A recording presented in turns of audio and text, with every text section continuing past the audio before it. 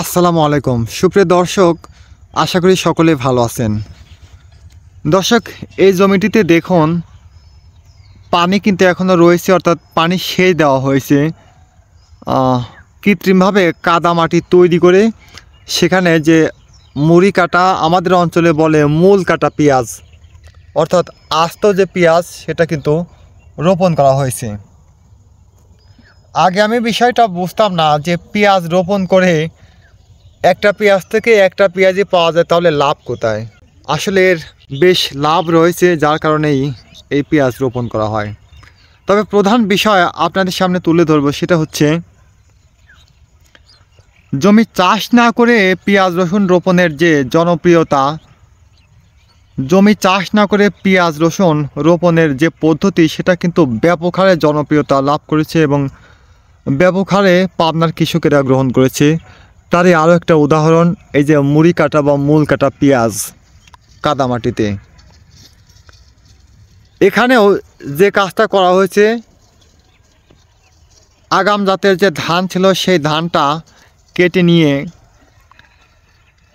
সেই জমিতে, যেহেতু মাটি কিছুটা শুকিয়ে গেছিলো, এই জন্য জমিটা পানি সেচ দেওয়া হয়েছে, দিয়ে কৃত্রিমভাবে কাদা তৈরি করে সেই জমিতে এই মূল কাটা পেঁয়াজ রোপণ করা হয়েছে। যদিও বা মূল কাটা পেঁয়াজ রোপণ আরও 10-15 বা 20 দিন আগে মূল কাটা পেঁয়াজের মোক্ষম বা উপযুক্ত সময় ছিল, এটা বেশ পরবর্তীতে অর্থাৎ নাবি করে রোপণ করা হয়েছে।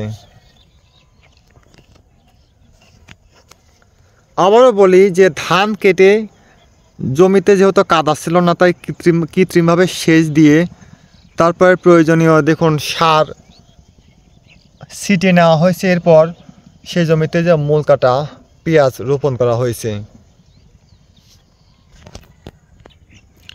জমি কোনোরূপ চাষ করা হয়নি, মই দিতে হয়নি, বা লাঙল দিয়ে ফাড়ি দিয়ে যে পেঁয়াজ রোপণ করতে হয় সেটা করা হয়নি, একদম সরাসরি রোপণ করা হয়েছে।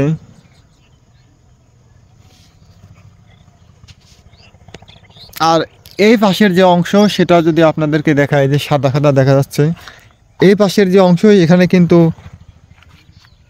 আগের কয়েকটি ভিডিওতে আপনাদের সামনে তুলে ধরেছিলাম যে এই পাশে কিন্তু সেই জনপ্রিয় পদ্ধতি যে রসুন রোপণ করা হয়েছে। এর আগের ভিডিওতে আপনাদের দেখিয়েছি যে ধান কাটার পরে কাদামাটিতে যে রসুন রোপণ, এখানে কিন্তু রসুন রোপণ করা হয়েছে। একজন ভাই কমেন্ট করেছেন যে জমি চাষ না করে কাদামাটিতে রসুন রোপণ করা হয়, সেই রসুন কেমন ফলন হয় সেটা অবশ্যই ভিডিওতে দেখাবেন ইনশাআল্লাহ।